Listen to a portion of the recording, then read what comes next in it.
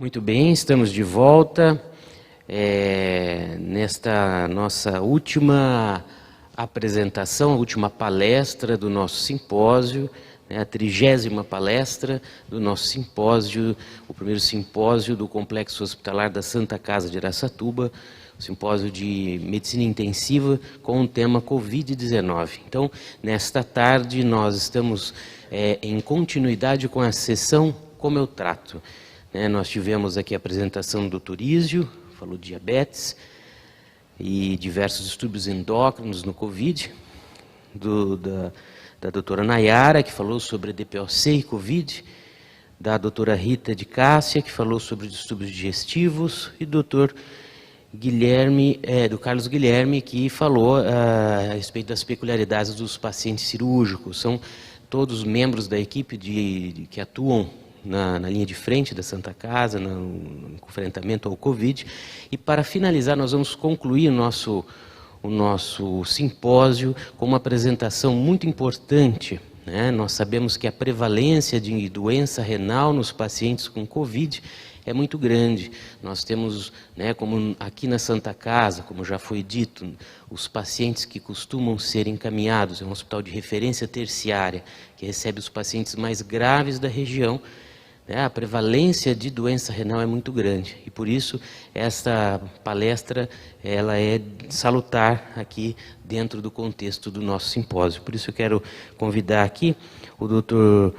Guilherme Augusto Torres da Silva Erugino, médico nefrologista do Hospital do Rim, e também da Clínica Médica, preceptor de residência médica, membro também da equipe da UTI Covid, da UTI geral também. E que vai abordar aqui os distúrbios renais e desafios do nefrologista nos pacientes com Covid. Dr. Guilherme, por favor. Bom, boa tarde a todos. Primeiramente, queria agradecer aí o Fábio e o Luiz pelo convite aí em relação ao tema proposto. A gente vai conversar então hoje sobre as alterações renais, seja ela em doença renal crônica ou seja ela na injúria renal aguda, relacionada ao Covid. E a ideia aqui é a gente tentar trazer um panorama geral, tanto de doença renal crônica quanto de injúria renal aguda. E se tiver alguma dúvida, a gente tenta esclarecer aí no final. Tá bom? Então vamos lá. Quando a gente fala então das afecções relacionadas aí à doença renal, no Covid relacionado à doença renal, a gente consegue tentar, de forma didática, tentar diferenciar as patologias de forma que a gente tente estabelecer doença renal crônica e injúria renal aguda. Tá? Então, quando a gente fala nas afecções do Covid relacionadas à doença renal, a primeira delas que a gente precisa salientar é a doença renal crônica. Qual que é a importância disso? A gente sabe, na verdade, que a prevalência do Covid em pacientes com doença renal crônica ela é muito alta, em torno aí de 3 a 27%, segundo estatísticas internacionais. E não só por isso, a mortalidade também é aumentada. A gente sabe que essa mortalidade é em torno de 20% nesses pacientes. E aí, já de antemão, pensando aí nos desafios que a gente acabou enfrentando aí nessa pandemia, eu saliento que a gente acabou... Acho que não está passando. Tá. Então, a gente tem, de forma que, alguns fatores de risco relacionados aí à doença renal crônica, relacionados ao Covid, por exemplo, idade, sexo masculino, insuficiência cardíaca, um MC elevado. Em estudos iniciais, lá no início da pandemia, a gente já tem aí dados que reforçaram aí a prevalência aumentada de pacientes com doença renal crônica e Covid. Tá? Futuramente, outros estudos, aí agora mais de 2021, a gente teve aí várias comorbidades relacionadas ao Covid, e dentre elas, acho que está apagado, aqui a gente tem uma prevalência muito alta de pacientes com doença renal crônica, e isso é cada vez mais evidente quanto menor a taxa de filtração glomerular desse paciente. Pensando nos pacientes que possuem a doença renal crônica, a gente tem uma prevalência muito aumentada, né, como eu disse inicialmente, né. E diante dessa afecção, né, que a gente acabou visualizando uma prevalência muito aumentada, né, desses pacientes, a gente teve nossa principal dificuldade, né, lá na hemodiálise foi com relação à estrutura que a gente precisou montar para esses pacientes, né. Então, lá na hemodiálise, o que acabou acontecendo, né? A gente deixou alguns setores, né, lá específicos para os pacientes detentores lá do COVID, né?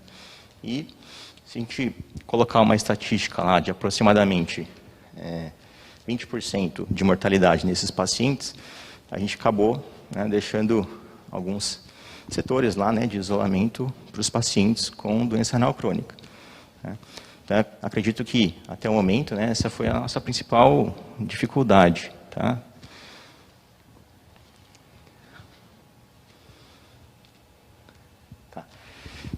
Então, em relação à doença renal crônica, essa foi, acho que, a principal dificuldade nossa, né? A gente acabou deixando alguns setores lá reservados para esses pacientes, né? E já passando aí para a parte da injúria renal aguda, né? A gente, inicialmente, nós tivemos aí alguns estudos iniciais lá na pandemia, no início da pandemia, que mostraram uma prevalência, né, em torno de 6% de pacientes com injúria renal aguda, tá? Já de antemão, né, a gente sabe que essa prevalência é uma estatística, né, muito subdiagnosticada. Esse trabalho foi um estudo feito lá na província de Wuhan, onde foi o início da pandemia, né? E já nesse trabalho a gente conseguiria identificar uma presença aí de uma proteinúria e de uma hematúria nesses pacientes, né? E, como eu disse, uma prevalência bem pequena aí de pacientes com injúria renal aguda. Então, nos pacientes com injúria renal aguda, o que eu tenho? Eu tenho, além de efeitos indiretos, por conta de sepse, alterações hemodinâmicas, inflamação, eu também tenho efeitos diretos, né, do vírus lá no meu rim, né? E eu tenho um aumento de mortalidade nesses pacientes, um aumento de risco, né? Então, em torno de 30%, de 30% a 50% desses pacientes evoluindo com injúria renal aguda, e uma mortalidade ali em torno de 50%. A gente pode diferenciar, então, a fisiopatologia do COVID em pacientes que evoluem de uma forma assintomática e os pacientes que evoluem de forma sintomática ou mesmo com disfunção de múltiplos órgãos. Em fases iniciais, eu tenho uma predominância de infecções relacionadas ao efeito direto do vírus lá no meu rim, tá? E em fases mais tardias, eu tenho uma predominância de efeitos indiretos, seja ela uma alteração na expansão volêmica, alterações em relação à parte ventilatória, disfunções múltiplas de órgãos, febre e necrose tubular aguda, tá? Esses são os principais, então, fatores de risco, né, que a gente tem aí relacionados ao COVID. Então, idade avançada, presença de comorbidades, como, por exemplo, diabetes mellitus, hipertensão, doenças cardiovasculares, né? Eu acredito que a maioria de nós já tenha visto aí pacientes de sexo masculino, com uma idade avançada, com hipertensão, uma cardiopatia, né? Um diagnóstico prévio de cardiopatia, né? O diagnóstico do COVID com uma tomografia com vidro fosco maior de 50%. Então, todas essas são alterações que aumentam a prevalência da injúria renal aguda nesses pacientes. Idade avançada, diabetes, hipertensão, doença cardiovascular, história de tabagismo, né? A severidade do COVID, tá? E se eu associo essas comorbidades com eventos que ocorrem ao longo da internação, por exemplo, uso de medicações nefrotóxicas, vasopressores, uso de ventilação mecânica, né, eu tenho uma prevalência ainda mais aumentada de injúria renal aguda nesses pacientes. E quando a gente vai avaliar quais são as etiologias, né, que cursam com a injúria renal aguda nesses pacientes, qual que é a principal etiologia? É necrose tubular aguda, tá? Esse estudo do México, né, uma população muito parecida com a nossa, ela evidenciou aí uma prevalência em torno de 50% de necrose tubular aguda, tá, nesses pacientes, uma prevalência em torno de 30% de glomerulosclerose focal, segmentar focal, e outras complicações, tá? Então, de forma que quando a gente analisa por meio de biópsia esses pacientes, a principal etiologia é necrose tubular aguda, tá?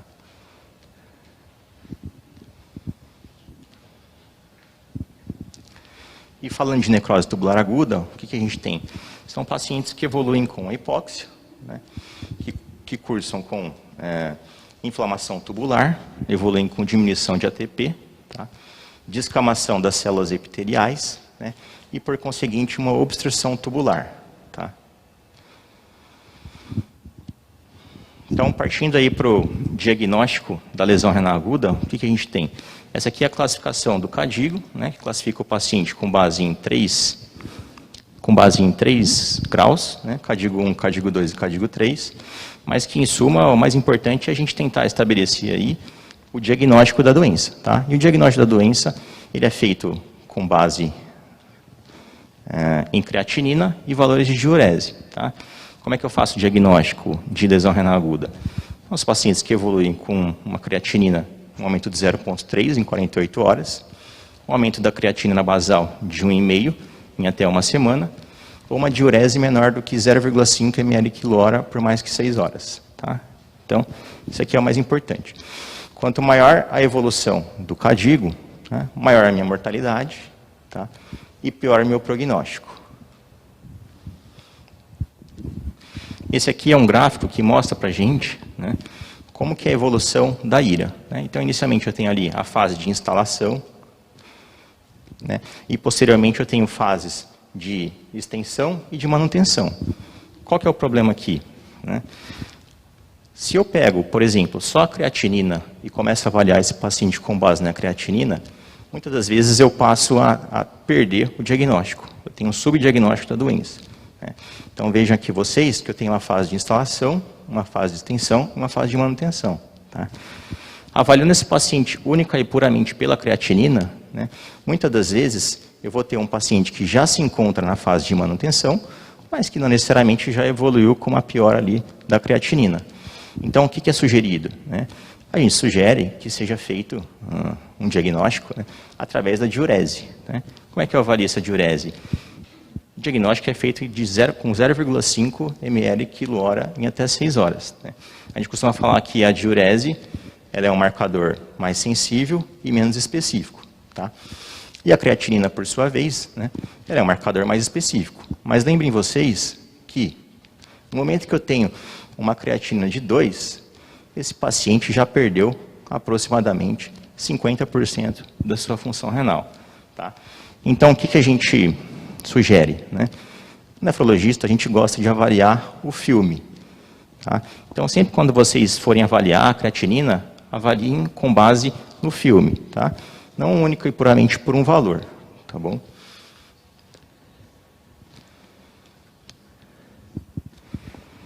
E como é que é o prognóstico do COVID na ilha? Né? Esse aqui é um estudo que foi feito em Nova York, que avaliou aproximadamente 4.000 pacientes, ali no começo da pandemia, e que ele viu uma prevalência em torno de 50% de pacientes com lesão renal aguda, né?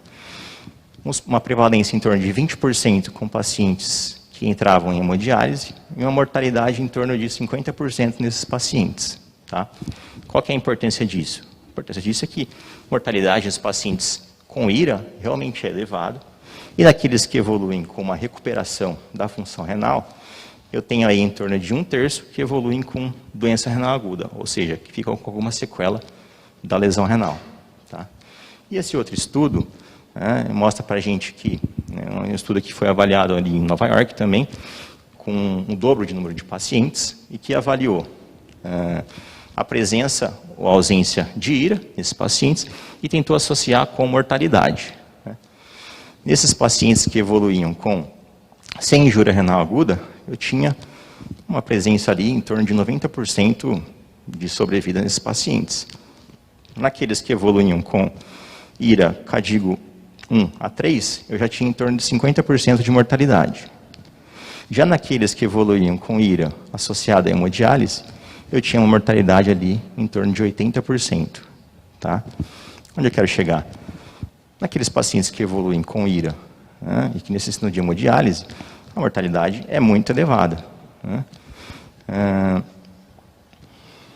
E é um dado, né, que, na verdade, ele bate, né, ele vai ao encontro dos dados que a gente tem em hospitais públicos. Né? Isso aqui é uma estatística, então, internacional, né, que bate com as estatísticas que a gente tem nacionais.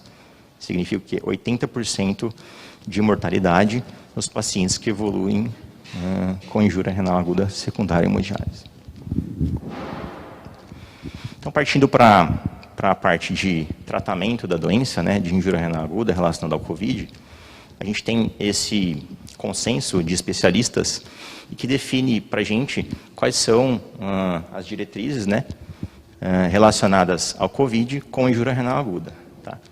Basicamente, o tratamento da injúria renal aguda no COVID não tem muita diferença em relação ao tratamento que a gente faz nos pacientes com injúria renal aguda sem estar associados ao COVID. Né?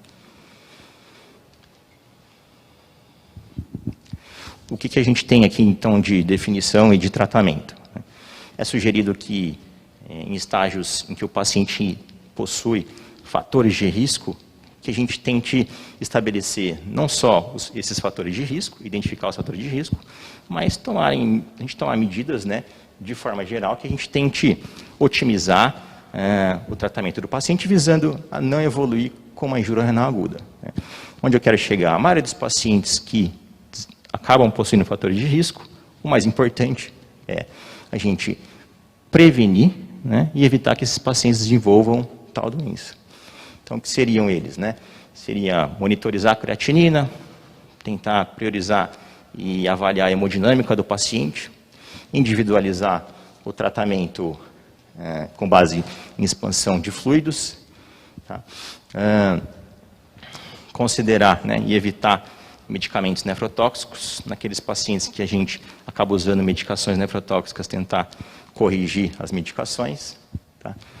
E uma vez que o paciente desenvolve a IRA, é tentar identificar qual que é a etiologia da doença, e futuramente, se ele acaba desenvolvendo uma IRA em estágios mais avançados, aí a gente parte para a situação de tentar corrigir as medicações nefrotóxicas, né, avaliar a farmacocinética da medicação, considerar a hemodiálise, e nos pacientes que necessitam lá de hemodiálise, tentar evitar catéteres subclávios, né, pelo risco de estenose.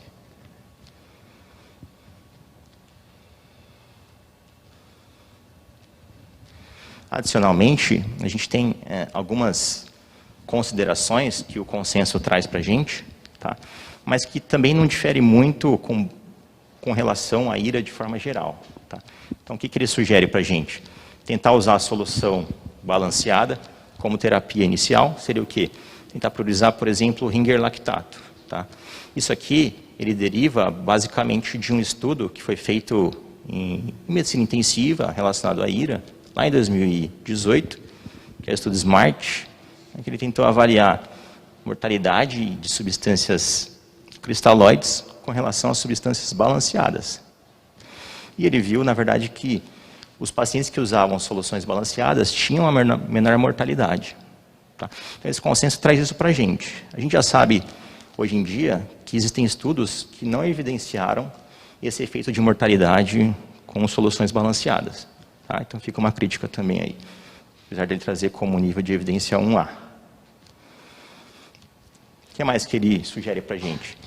Ele sugere o uso de ultrassom para implante de acesso vascular, como o melhor nível de evidência. E aí, pensando também no ponto de que os residentes acabam passando o acesso, o que é importante, né, a gente salientar aqui? Qual que é a via de preferência ao implante do catéter de Shire, né, catéter de hemodiálise, que ele traz para a gente? É a jugular direita. E qual que é o segundo? O que ele traz para a gente é para a gente tentar individualizar o tratamento de cada paciente. Mas já salientando que os pacientes que têm o catéter em jugular esquerda têm um risco maior de ter disfunção mecânica do catéter. E tem um risco maior de ter um hipofluxo do catéter. Então ele deixa como sugestão, obviamente, individualizar o tratamento. Mas fica a sugestão, como nível de evidência menor, como segunda alternativa, a jugular direita, o catéter femoral. É isso que ele traz para a gente. E também ele traz uma ressalva. Ele fala que os pacientes que evoluem e que precisam passar o catéter lá na jugular esquerda acabam evoluindo com disfunção, mais pelo tamanho do que propriamente pela habilidade lá do médico. Tá? E o terceiro ponto é você tentar individualizar o paciente. Né? Então, considerar o sítio dependendo do paciente, a modalidade do suporte renal agudo, né? Hemodiálise ou diálise peritoneal, dependendo do paciente, e dependendo da disponibilidade e das condições de cada serviço. Então, de forma geral, o que a gente tem aqui para tratamento de injúria renal aguda? É tentar manter a hemodinâmica do paciente, manter um HB acima de 8, uma PAM acima de 80, tentar evitar drogas nefrotóxicas, exames contrastados. Tá? Naqueles que a gente precisa necessariamente usar medicações nefrotóxicas, tentar manter essa dose corrigida para a função renal, tá? E manter o paciente euvolêmico e euglicêmico. Tá?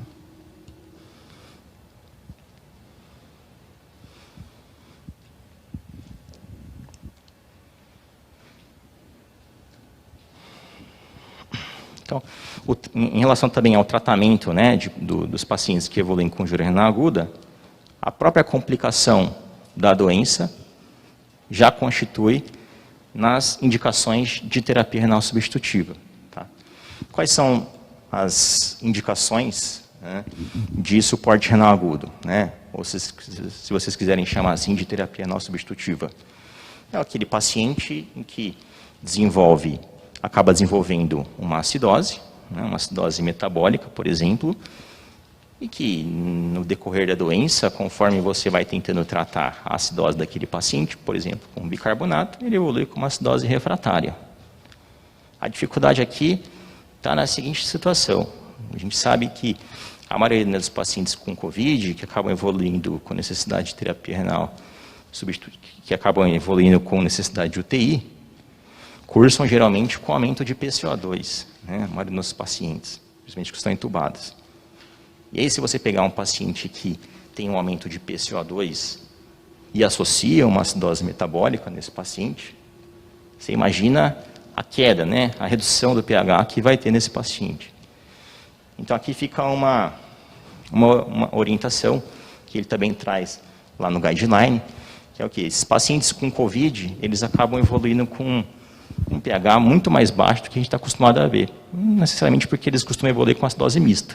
Aumento de PCO2, redução de bicarbonato e diminuição de pH. Tá? Então, talvez aqui seja uma indicação da gente repor um pouquinho mais de bicarbonato, pensando que esses pacientes acabam tendo dificuldade ali na ventilação. Tá?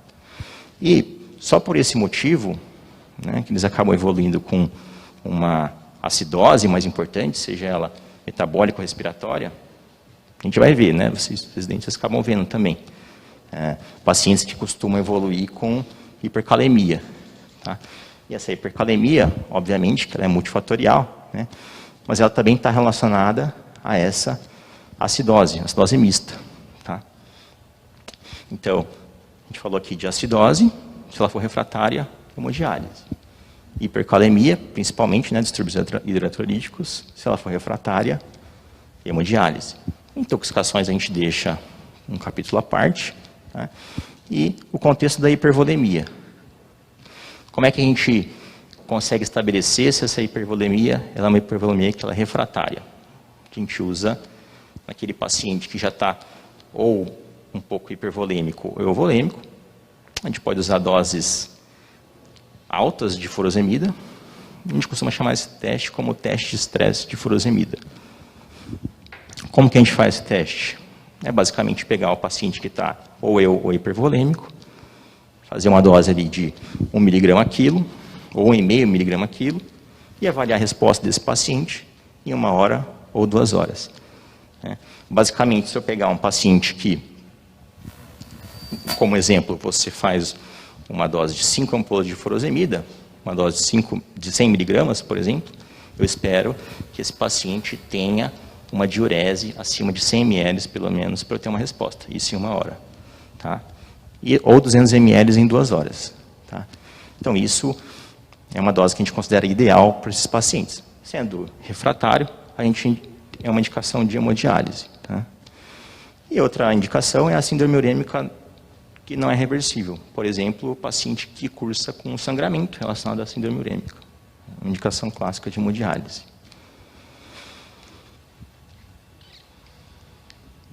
Só uma orientação, para os que não sabem, a gente tem aqui, então, uma máquina, né, de hemodiálise, que é a que a gente tem hoje, atualmente, na UTI. E a gente tem ali, por exemplo, um botãozinho aqui, que a gente ajusta o fluxo da máquina ali, do fluxo sanguíneo da máquina. Tá? Essa aqui é a máquina que a gente tem lá na UTI. E quando a gente vai indicar hemodiálise, a gente tem alguns métodos. Tá?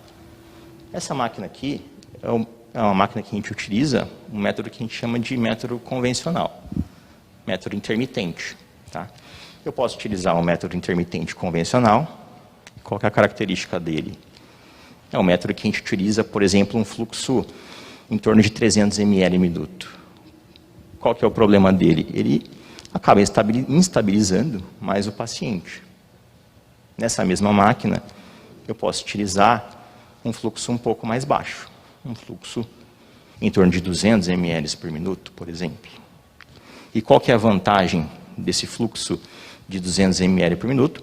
E que a gente chama de SLED, tá? Que é uma diálise, traduzindo, né, uma diálise sustentada de menor eficiência. Eu consigo estabilizar mais o paciente, eu deixo o paciente mais estável, só que, por outro lado, como o próprio nome diz, eu diminuo a eficiência da minha hemodiálise. E qual que é a outra consequência? Eu aumento a chance de coagular o meu sistema. Então, essa aqui é a máquina que a gente mais utiliza lá na UTI. Tá? Qual que seria, talvez, uma sugestão aí, né, para a gente tentar estabelecer aqui qual método que a gente utiliza? Intermitente convencional ou a diálise de baixa eficiência? A gente tentar estabelecer, né, uma diálise com um fluxo de 300 ml por minuto, por exemplo, uma diálise convencional. Por quê? Eu diminuo a chance de coagulação do meu sistema. Se porventura esse paciente não tolerar esse método, aí a gente passa para diálise de baixa eficiência, em torno de 200 ml por minuto. Tá? E quais as outras alternativas que a gente tem em relação aos métodos de hemodiálise? A gente tem os métodos que são chamados de métodos... Pode voltar para mim? A gente tem os métodos que a gente chama de métodos contínuos. Tá? Os métodos contínuos são aqueles que a gente promove a terapia renal substitutiva por tempos prolongados.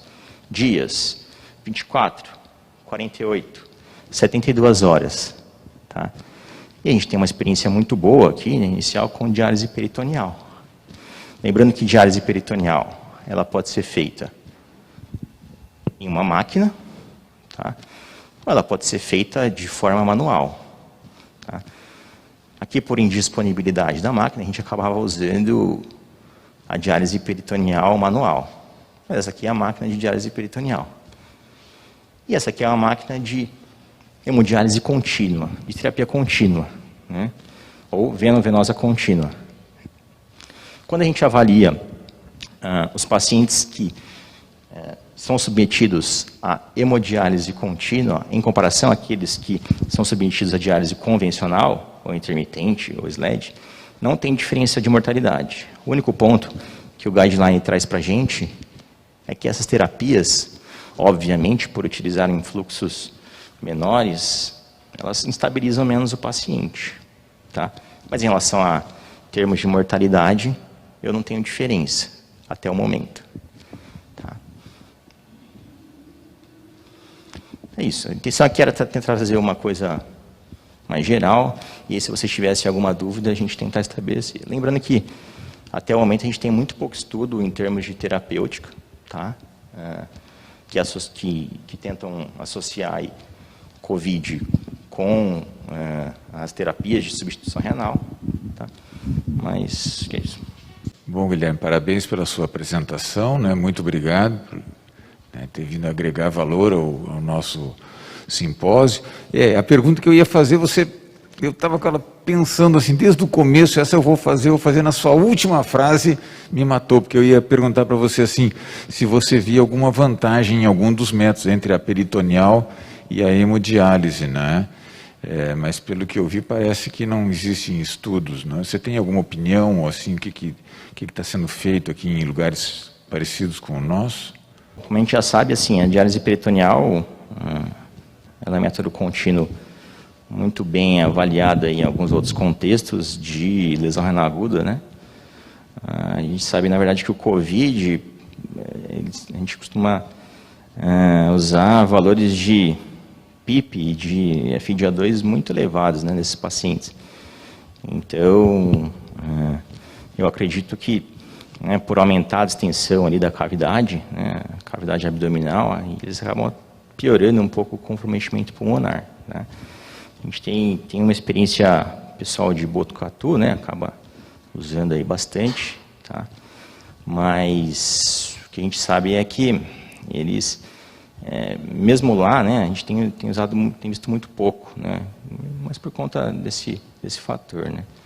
Uma FiO2 elevada, PIP elevada, acaba tendo distensão da cavidade abdominal, fica mais difícil você utilizar esse método, né? Por outro lado, como eu disse, em relação à hemodiálise contínua, que a gente não tem disponível aqui, não tem efeito de mortalidade, tá, desses pacientes. A única coisa que a gente tem é uma menor estabilidade mesmo. Muito bem, excelente exposição. Muito obrigado, Dr. Guilherme.